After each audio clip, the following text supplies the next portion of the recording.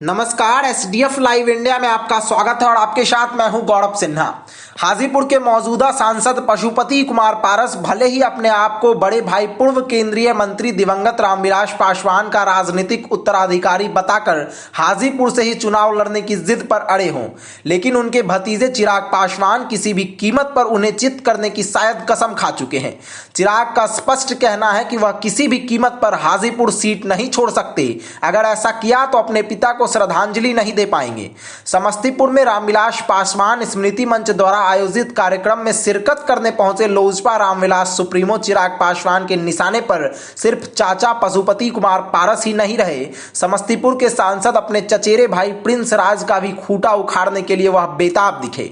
रविवार को चिराग ने हाजीपुर सहित समस्तीपुर लोकसभा क्षेत्र से भी अपने कोटे से प्रत्याशी उतारने का ऐलान कर राजनीतिक हलचल तेज कर दिया है। चिराग ने स्पष्ट कहा कि प्रिंस राज एनडीए के उम्मीदवार नहीं होंगे और सभी लोजपा प्रत्याशियों के नाम का चयन संसदीय बोर्ड की बैठक में होगा। वैसे कहा जा रहा है कि समस्तीपुर से दिवंगत रामविलास पासवान के मौसेरे भाई महेश्वर हजारी चुनावी समर में कूद सकते हैं।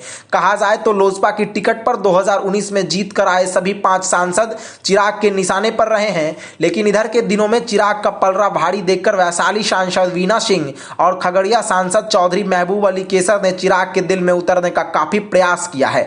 रामविलास पासवान के निधन पश्चात पारस के नेतृत्व में लोजपा तोड़कर राष्ट्रीय लोक जनशक्ति पार्टी में आए प्रिंस राज, चंदन सिंह, वीना सिंह और चौधरी महबूब अली केसर में से किन किन के प्रति चिराग नरम रुख अपनाते हैं और किन किन मौजूदा सांसद की सीटिंग सीट से उम्मीदवारी तय होती है, यह तो देखने वाली बात होगी। लेकिन वीना सिंह खुलकर न केवल चिराग के पक्ष में आ गई हैं, बल्कि यह भी कह रही हैं कि वह अपना नेता चिराग को मानती हैं और बिहारी फर्स्ट विजन पर काम कर रही हैं।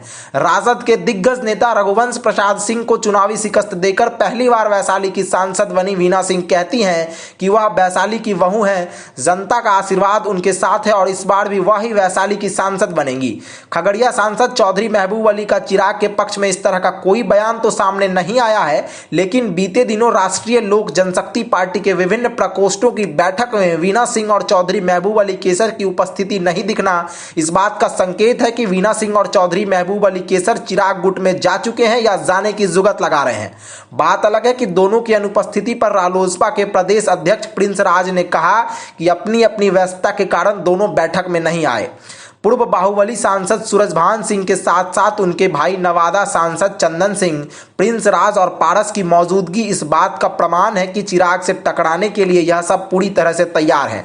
पारस ने कहा कि वह एनडीए के ईमानदार पार्टनर हैं और जब तक जिंदा रहेंगे एनडीए के ही साथ रहेंगे। सड़क छाप नेता जो मन आए रोड पर बोलते रहे, हमारे सभी सांसद अपनी अपनी सीटों से 2024 का भी लोकसभा चुनाव लड़ेंगे। कहा यह भी जा रहा है कि चिराग जमुई लोकसभा क्षेत्र से ही शायद तीसरी बार विजयी पताका लहराने को लेकर चुनावी मैदान में उतरेंगे। वैसे खगड़िया, नवादा, वैशाली, समस्तीपुर और हाजीपुर से अपने ही कोटे से चुनावी पहलवानों को उतारने के प्रति आश्वस्त भी दिख रहे हैं।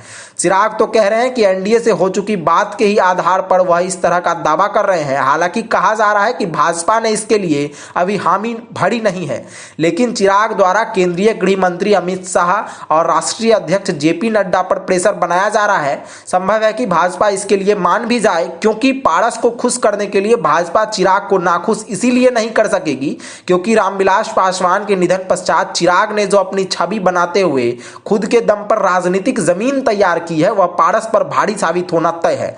वैसे भी पीएम नरेंद्र मोदी, एनडीए के घटक दल नेता उपेंद्र कुशवाहा, जीतन राम मांझी और पशुपति कुमार पारस के वनिष्पत चिराग को कितना अहमियत देते हैं वह कुछ माह पूर्व दिख भी गया था।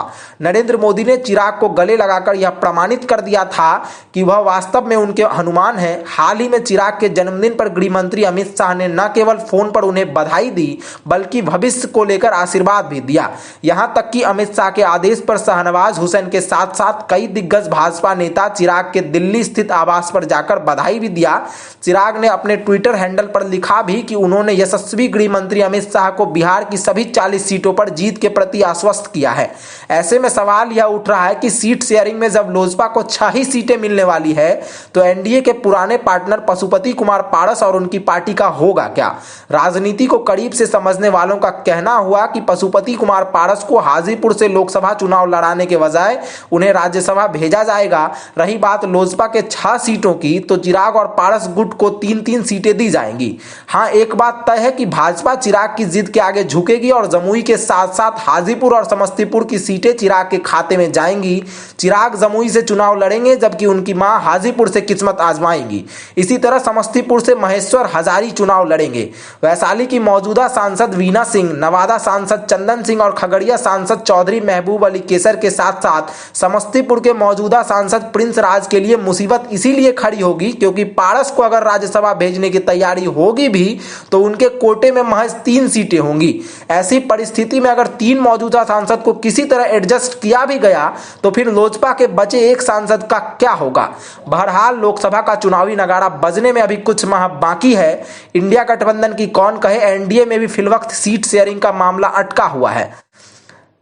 ऐसी स्थिति में सीट शेयरिंग होने तक अटकलों का बाजार तो गर्म रहेगा ही, लेकिन देखना दिलचस्प होगा कि बिहार की सभी 40 सीटों में से चाचा भतीजे के बीच चल रही पारिवारिक और राजनीतिक जंग के कारण सबसे हॉट सीट बन चुकी हाजीपुर लोकसभा से एनडीए या यूं कहे कि लोजपा की ओर से कौन उम्मीदवार होते हैं और उनको चुनौती देने के लिए इंडिया गठबंधन की ओर से किनको चुनावी अखाड़े में उतारा जाता है।